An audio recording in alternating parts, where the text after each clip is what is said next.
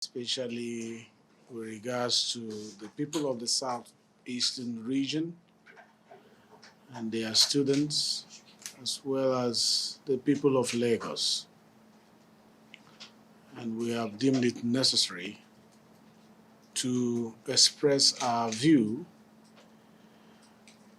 generally so that it will address some of the questions asked by the people we represent who long to know our position. And so I address you today at a moment of both deep concern and urgent responsibility. The events surrounding the 2025 Unified Tertiary Matriculation Examination UTME have shaken public confidence in one of our nation's most critical gateways to opportunity. The mass outcry that followed the release of this year's results and the subsequent technical review demands not only transparency but decisive action to restore faith in our educational system.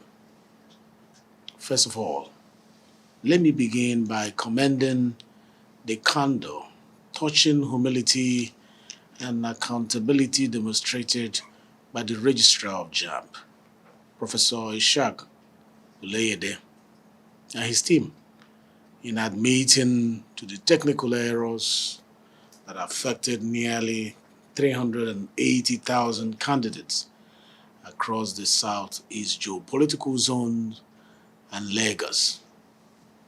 The swift apology and decision to offer retake opportunities for all affected candidates reflect a commitment to fairness, commitment to justice.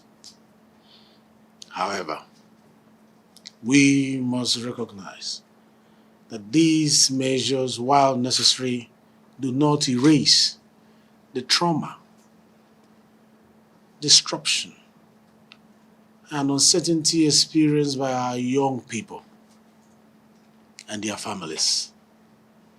Nigeria unfortunately lost a UTME candidate to suicide,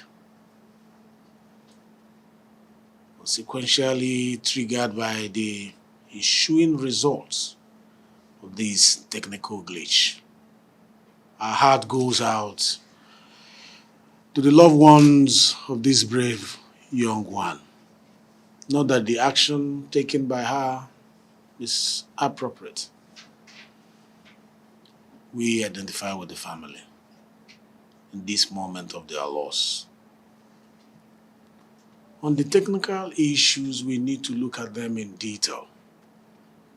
The technical review results available to me after much research have revealed to my office that a critical system patch, essential for the new shuffling and validation protocols, was not deployed to the server clusters servicing 157 centers in the Southeast and Lagos. One of the most critical discoveries made revolved around three major systemic changes introduced in the 2025 UTME. The first was a shift from the traditional count-based analysis to a more robust source-based analysis of results. In previous years, JAMB evaluated the integrity of examination sections primarily by counting the number of responses submitted per section.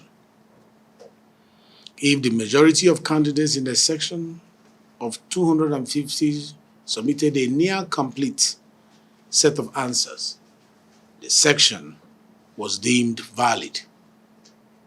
Any significant deviation led to the disqualification of that center's result. However, in 2025, A more advanced model was adopted, one that focused on the actual source and logic of the answers provided rather than just their quantity. Ladies and gentlemen, the second change involved full-scale shuffling of both questions and answer options. This ensured that even two candidates sitting in the same section would not receive identical permutations, thereby enhancing test security. The third change was a series of systemic improvements aimed at optimizing performance and reducing lag during exam section. This was a major policy change that saw the best and highest obtained UTME score in 15 years, a remarkable achievement by JAMB in principle. However, while these improvements were technologically sound in theory, a major operational flaw was uncovered during the implementation phase.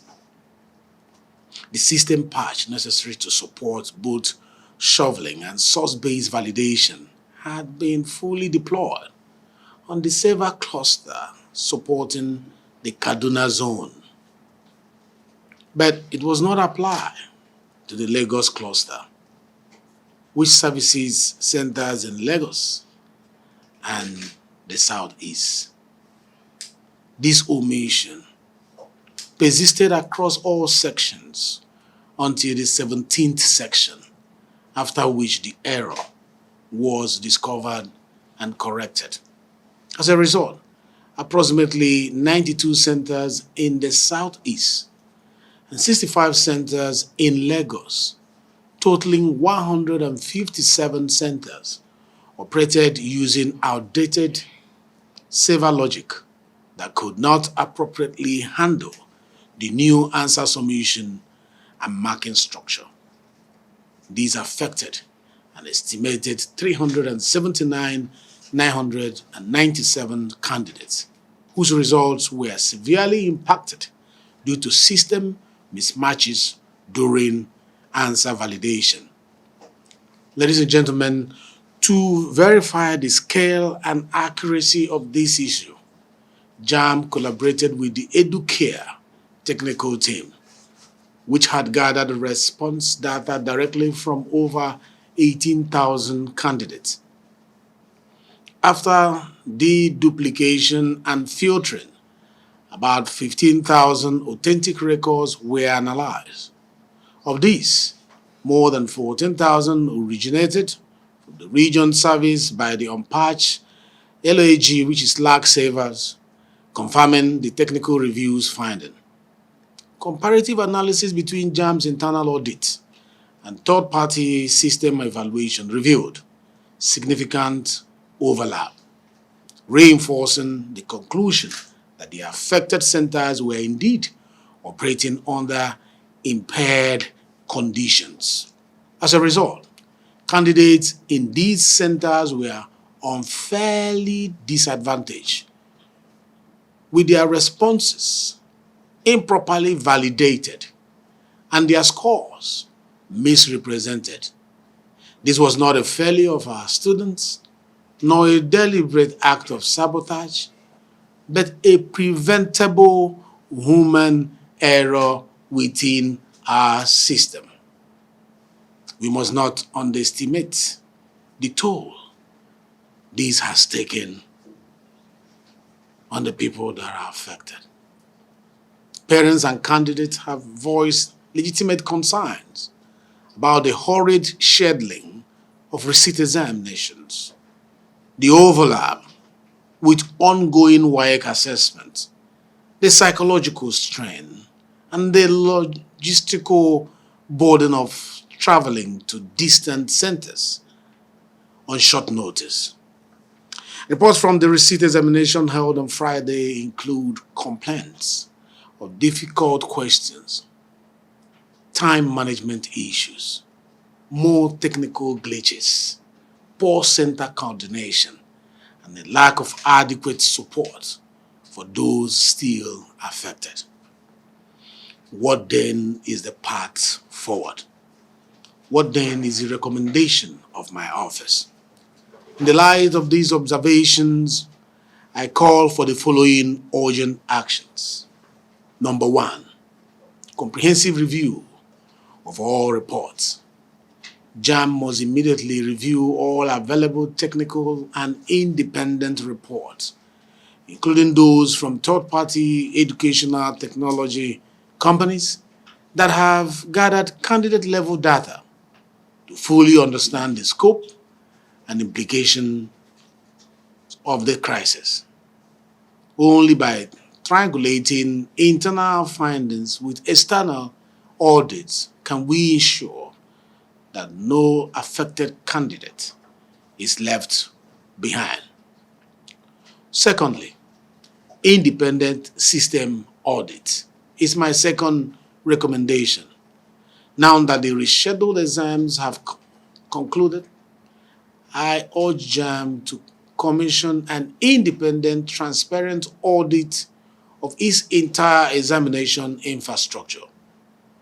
This audit should involve external professionals, system engineers, and academic measurement experts to scrutinize every aspect of the CBT engine: question delivery, answer validation, and result collation processes. Number three, recommendation: safeguarding affected candidates. It is imperative that candidates from the Southeast and Lagos who have actually borne the brunt of these failures are not further disadvantaged. JAMB must provide a clear, accessible mechanism for remark and appeal, especially for those dissatisfied with the hurried receipt or who experienced technical difficulties once more during the second sitting. Furthermore, coordination with WAEC and other examination bodies must continue to ensure that no candidate academic progression is impeded by scheduling conflicts between the examination bodies. Number four recommendation: transparent communication and data release. JAM should proactively publish, anonymize candidate-level result data for independent verification, and open its systems to Freedom of Information (FOI) requests. As a gesture of transparency and accountability, we believe this will go a long way in rebuilding the almost lost public trust. Number five, strengthening quality assurance and real-time monitoring. Going forward, JAM must implement stronger deployment validation protocol and real-time monitoring mechanism to prevent reoccurrence. Every system update must be thoroughly tested and confirmed across several clusters across the nation before deployment during high-stakes examination. In conclusion, to the affected candidates, your frustration is valid and your voices have been heard. The integrity of our national examination must never be compromised by technical lapses or human error. As Deputy Speaker, I assure you that the National Assembly stands ready to provide oversight and ensure that these reforms are not only promised but delivered. Just last week, it was tabled before the Parliament in form of motion, and this motion had been referred to the relevant committees of the House to begin to make investigation from the legislative point of view and make proposals on what needs to be done if there is any need for us to block any gap through legislative intervention. Let us turn this painful episode into a catalyst for lasting improvement. Our young people deserve a system that is not only fair, but resilient. That not only resilient, but transparent. And not only transparent, but worthy of their trust.